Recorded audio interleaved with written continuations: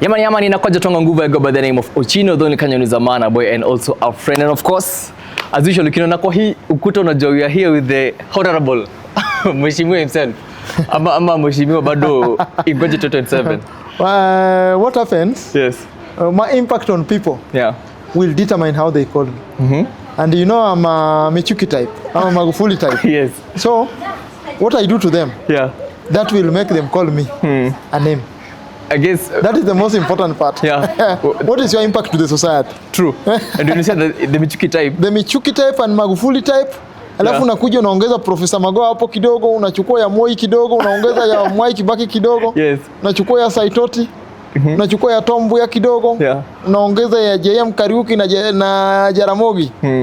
Mambo inaenda sawa sawa. But udhani vitu kama hizo ndio maybe there's some of the things that are causing the president saizi anapigwa na watu sana, because wanashangaa kwa aje he's so different from every other president that tumekuwa naye since the beginning. What happens with this government of William Ruto is communication.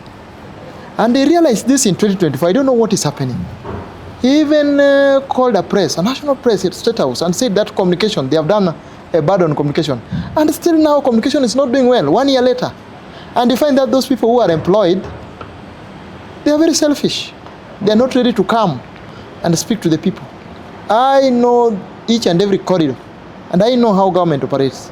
But the people in top offices, they are doing a lot of demerit to this government. And this is why the government is unpopular at the grassroots level. So meaning the government of the day is working, but now they're not communicating. They're not showing their work to people. That socialism between top civil servants and the people is not there.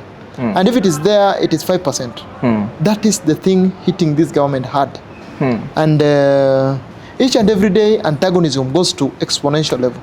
So one thing they have to do, the president has to do, employment should not only incline to academic performance, but also a personality.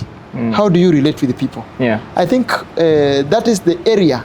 You see, the private sector has perfected in that area of not only checking on academic qualifications, but also you are nini. How are you human? Are you human? That is not in this government, because you find those people who went there, they just want to take money and invest. It doesn't work like that. It doesn't work. Do you believe, is it a deliberate thing that the communication is not trickling down to the common Mwananchi? Because maybe there's this thing that when there's chaos, there's opportunity. And maybe there are people who are seeing the opportunity in that. Let's say, for example, if there is the issuing of bursaries in the level MCA, and he doesn't announce to everyone that he's issuing bursaries tomorrow, he will only get to issue to a few people wenye wanamjua ama a few of his friends, rather than announce to everyone kila mtu atakuja hapo. Do you think that is what is happening in the national government, such that they're not being open enough to everyone? In fact, you have put it so well. If you have a wedding, baby shower, birthday party, or even a corporate event and you need media services, well, look no further than Safari Lens Media Production. Safari Lens Media Production is a media company that offers editing, videography, photography, graphic design services, and also live streaming. So if you have any event, contact Safari Lens Media Production. And I promise you, what I deliver, they'll do you good. They are professional, they offer professional services, and I'm sure you'll also like it. This thing starts there at the ward, from the member of county assembly. Afterwards, I'm telling you, I'm a man on ground, and I go to every office. When at my free time, when my schedule is not I go, and just going there to study. And can we partner as Bunge la Mwananchi, as a platform, as an organic platform for public participation and civic education? Can we partner with you? Find that they are very skeptical about it, and this affects even at the ward level, at the constituency level. In fact, that CDF, most members of parliament, they give their wives and their relatives to supply. How will money circulate in the economy? Yet we have youth there with their groups, their CBO, their company. You can't give them something to do. So this is the problem. It is even at the county. Did you see in Homa Bay County when contractors were kneeling down and praying for governor to pay them? Yet these people, for Governor Gladys Wanga to pay them, they have prayed for 2 years since governor came to office. They are praying. Men, respectable men, Engineer Dero, they are kneeling down. They are praying to God so that God can talk. Gladys Wanga to pay them. And yet, Gladys Wanga has not done that. Has not done that. They prayed and they went home like that. Yeah. So this is the thing which is affecting the county governments and the national government. People have gone there to eat. People have gone there to enrich themselves. Yeah. And this is why the government is unpopular. This government is unpopular today. The people who got offices, these are people who are the and power has gotten in their head, and this is doing a lot of harm to His Excellency the President, and the President must come down. If Magufuli could have traversed the entire Tanzania, Tanzania is bigger than Kenya. When you calculate the square kilometer per nini, it's very large than Kenya. So President must come down and listen to the people. He must come down for social capital.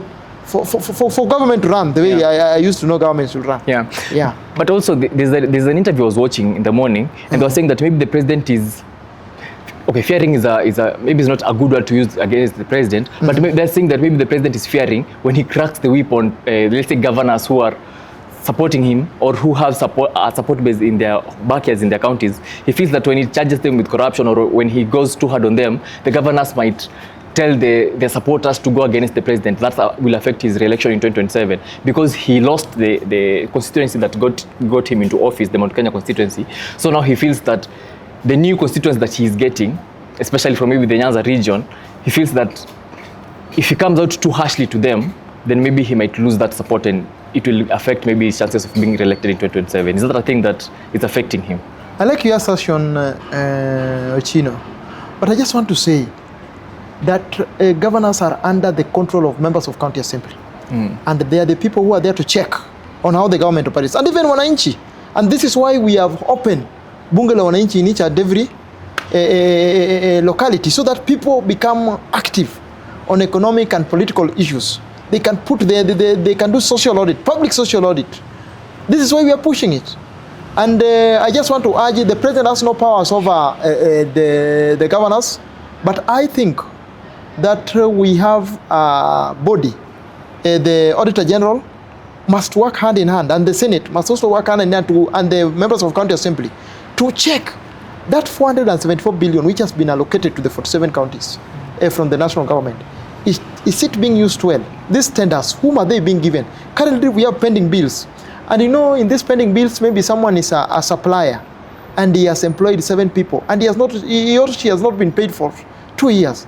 You see, these people will lose jobs. And these are young people. This is what is bringing this confusion. And when we are speaking this quite more often in our assembly, in our people's assembly, why can't we be heard?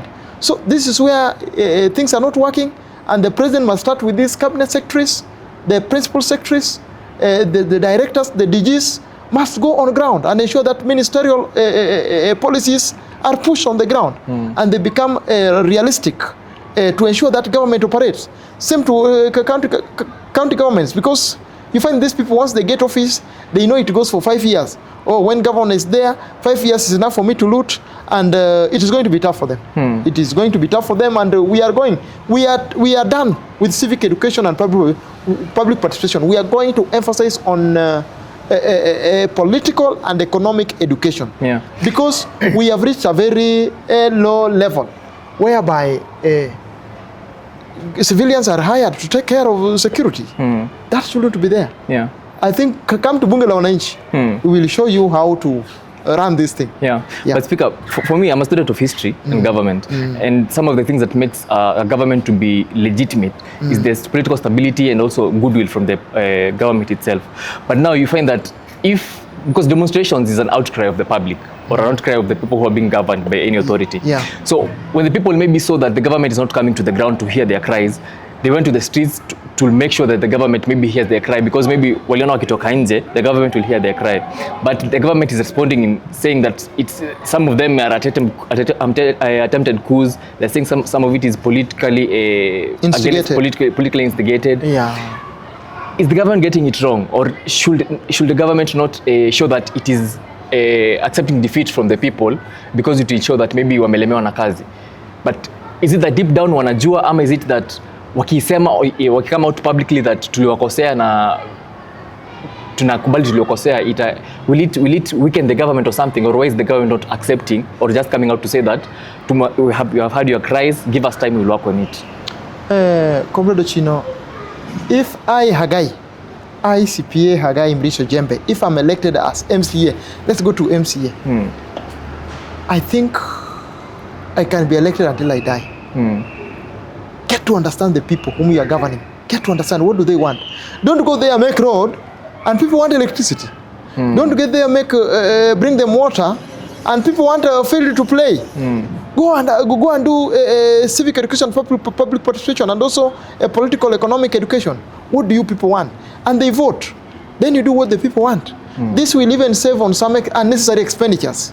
Come on ground, especially on the finance bill. I'm very much delighted with what FCPA John Buddy did.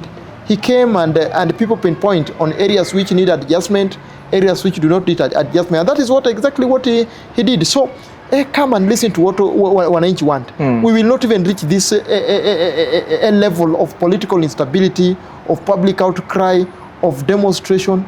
Do come on ground. If it is Starehe constituency, for instance, because if it is Westland, because we are at the border between Starehe and Westland, where we are, come and ask the people of Westland, what do you need? And this is where the area MP has perfected. The area MP has perfected, and he has been elected. Timothy Wanyonyi Wetangula, Wakili, has been elected consecutively for a very long period of time since he became a councillor, then direct to member of parliament. Because you go and do, you ask people, what do you want? What do you want here to be done? So that when you do to them what they want. But for most of our leaders just say, these people need roads. Yet, young men have formed groups which just need small funding so that they start with their enterprises. Then later on is when you come with roads and things like that. So priority. That is what's affecting this government. And to His Excellency President William Ruto, just as I have said, he must come down and listen. And listen. Go per county, listen.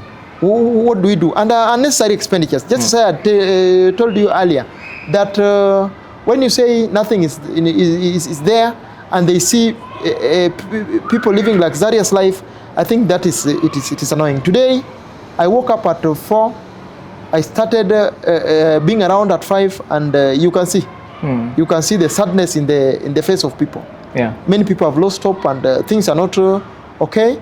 We just ask that let us embrace dialogue, intergenerational dialogue.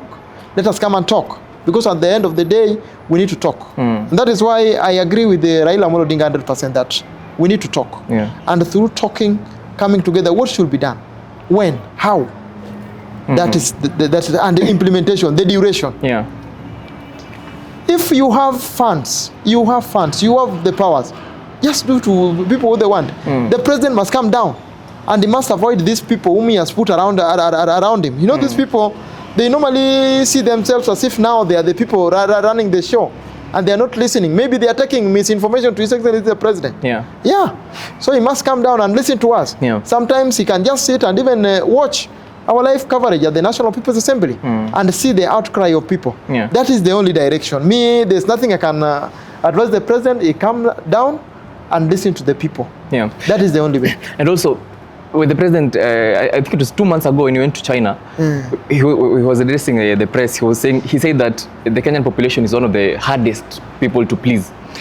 So do you think when he said that, and now because finance bill juzi imepita, it's not a bill anymore, it's an act already, and there was not much public outcry as the previous 2 years, the finance bill for the previous 2 years, is it because yes, John Mbadi has come to the ground, even at Bunge la Mwananchi, heard what the people want, wakafanya, they did better, they learned from the previous 2 years.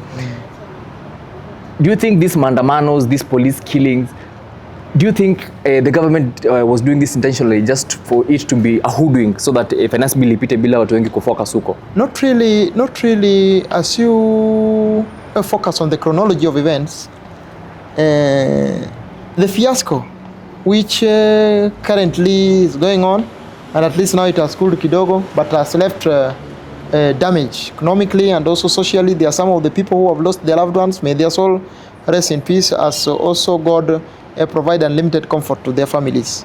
What I just want to say is that What led to some of the deaths is uncalled for, and I think action should be taken. You saw in our gazette that the security officers who perfected the act currently are facing themselves in the dock. Themselves, not with anyone, not with even the uniform, not anything. And you know you will not go back to work again. So when you are in the service, know very well that each and every action will meet a reaction, a legal reaction, and also the public outcry.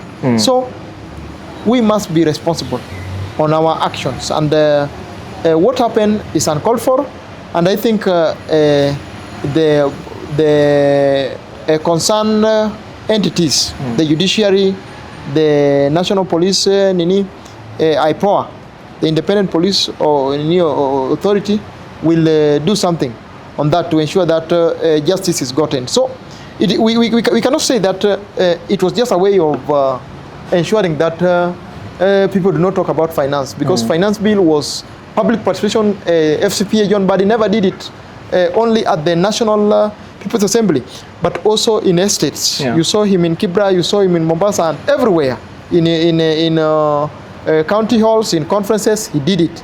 He did it to the mighty, in the Maslow hierarchy of needs, and also to people at the lower pyramid. So we cannot say that it was just a way of ensuring that a finance bill passes. But he did his part, and even the president, do congratulate him. You saw them in London stock exchange, security exchange, when they went there and they really recognized what he has done for him.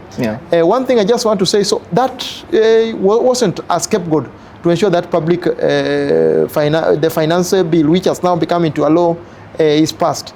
The current fiasco was infiltrated by oligarchs, the tribal elites, chauvinists, who thwarted the Gen Z demonstration. The Gen Zs, I am optimistic, were very objective on the action, but unfortunately, political elites who have ill motives against the governors of the country came in, and the reaction by the protagonist was not good at all.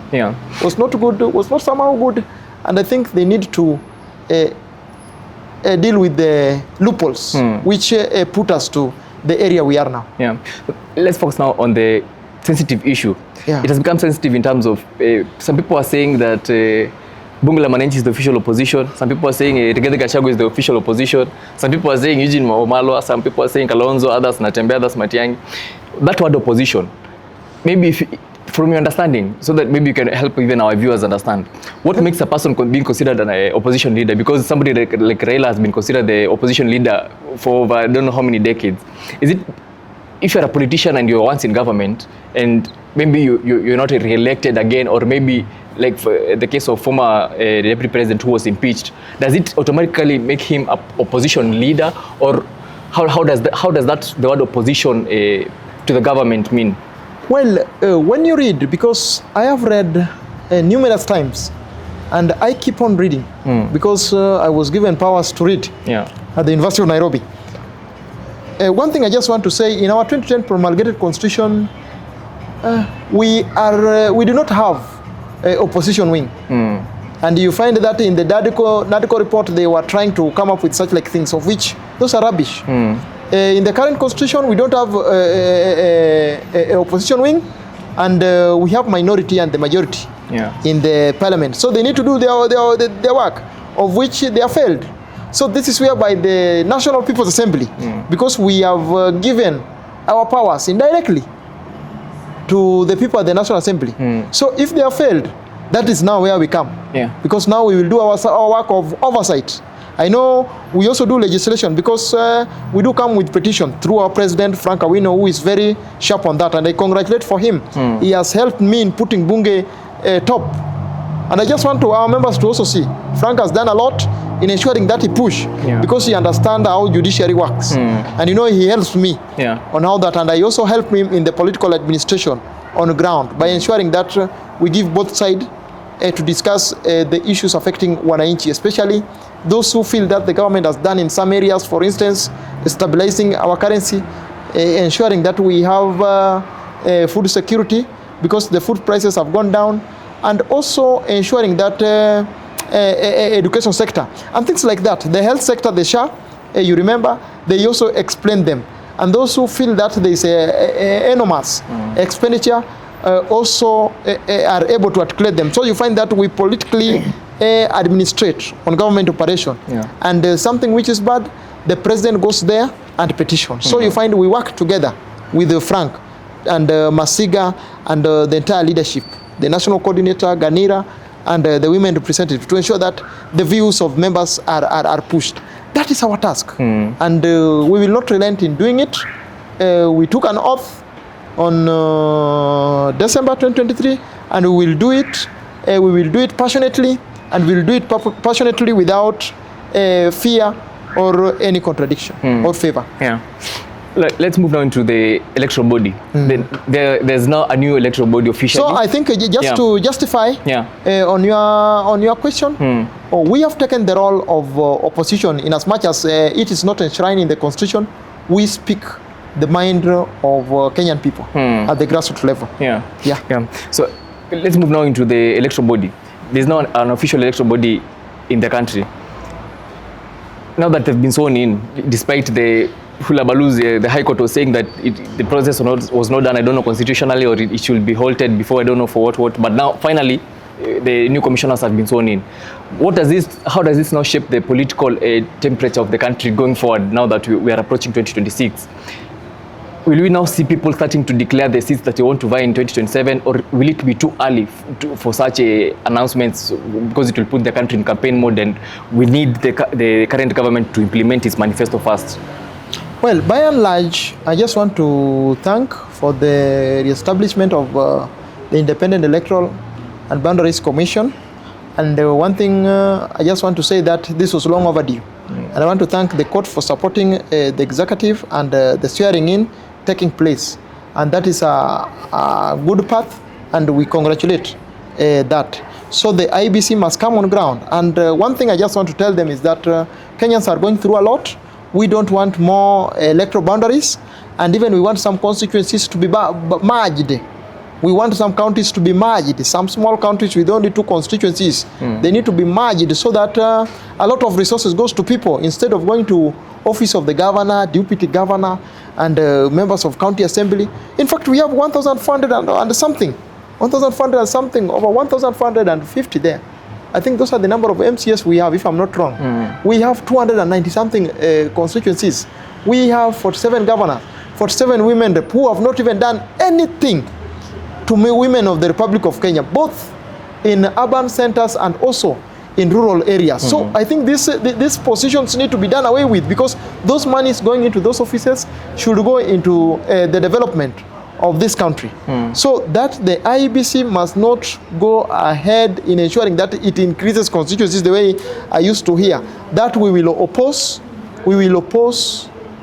with the last drop of our blood at the National People's Assembly. In fact, I'm going to bring that in the assembly, so that we talk about it. We don't want more electoral boundaries. We thank its formation, but let them come down and do political education, so that Kenyans are informed on what we need to do going forward, because we need literacy. People are not politically literate. In as much as it is a civilized society, but people are not politically literate. We don't want addition of constituencies and other counties and things like that. Sasa, I think today was brief. At least this week tumepatana mara mbili, which is I think a good thing. It's the first time. I think it's the first time tunapatana mara mbili. I'll create time for you anytime you need me. You just tell me early. I fix. This you is letting me down, but we have many things to say. So sasa as your part, amesema he's available, sino tunamwangusha. We need to talk. Once you tell me earlier, I think after finishing our economic activities, we come and discuss how the nation should be run. Because we know how it should be run. It's not that we are not in the mainstream, but we know how it should be run. We know. I think that has been amazing. Though says it tunaomboleza, says it at least our comrade Boniface Karaoke finally. Very unfortunate. May God Almighty comfort the remaining family. And I think excess force should not be used on people who are just running their nini. We have thieves who are looting. I think those ndio kupiga kichwa mzuri, lakini mtu ambaye alikuwa anauza tu mask ni chungu sana. It's not a laughing matter. And may his soul rest in peace. We saw people coming out with the TV, and those are the people who should I think I was just reacting to that kusema washutie, because those who are stealing should go to hell. It is not easy to do business. I'm a businessman. And recently I told you I lost a substantial amount of money. I remember. It is very annoying. It is very annoying. So when I see someone joking with someone's property, I normally feel those are the people who should be done. But someone who is doing his entrepreneurial activity of selling masks, I think that something should be done, and many others. So anyway, that has been our time. If you're watching from home, this is story Na Ochino. Subscribe to support our channel, subscribe to support our community. When you grow together, when you inform each other about political activities, we'll be a brighter nation and a wiser nation. Until next time, I've been Ochino, the Kenyan is a man, a boy, and also a friend. We are out.